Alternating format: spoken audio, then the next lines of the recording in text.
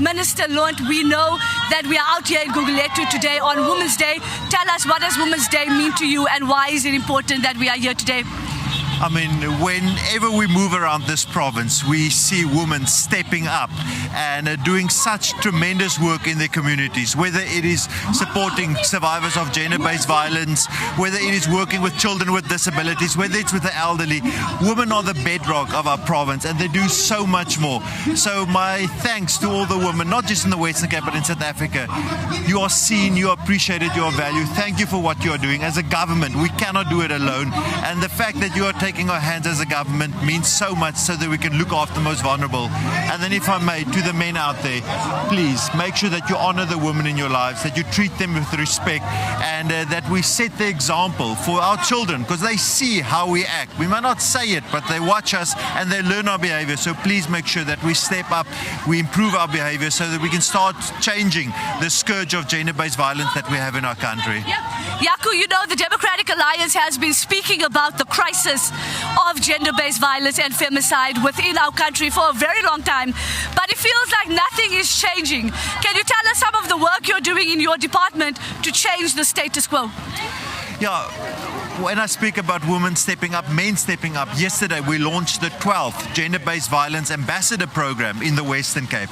These are amazing men and women that help in the communities to create awareness of what resources we've got, what support we've got as government.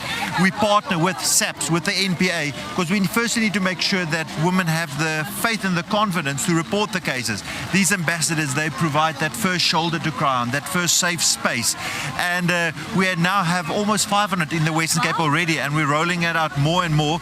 And that is when we talk about whole of government, whole of society, and we celebrate those men and women. And next month we're doing another one in Atlantis. So this is being rolled out. That's one of many of the programs that we are rolling out. Yako, I think that's an incredible initiative, and I'd like to speak a little bit more about it. Can you tell us what type of training these ambassadors get, what type of expertise do they have, and what exactly do you envision the outcomes of these ambassadors to be?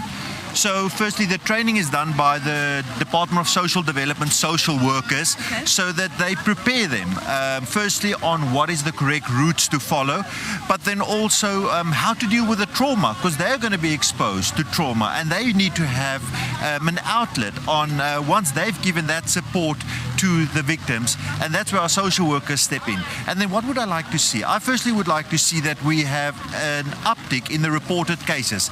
It happens, but people have lost faith that if they report something, something will happen. So we firstly need to see an uptick in our communities where they are rolled out. Then we need to start seeing that the withdrawal of the cases decrease, because in some areas you see up to 90% of the cases being withdrawn. That needs to stop. And then, together with the SAPS, the NPA, we need to make sure that there's consequences for the perpetrators. And if we do that, if there's a start to see that there's consequences for your actions, we will hopefully deter more people. That's now the stick, and then there's the carrot, where we have our family programs with the young boys, young girls.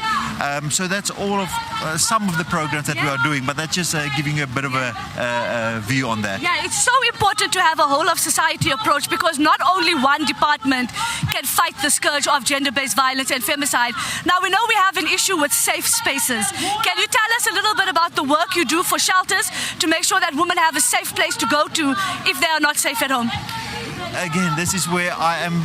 You cry and you smile at the same time, because we have so many gender-based violence, safe spaces, shelters. We're another one in Caledon, end of this month. We are partnering with them as a department.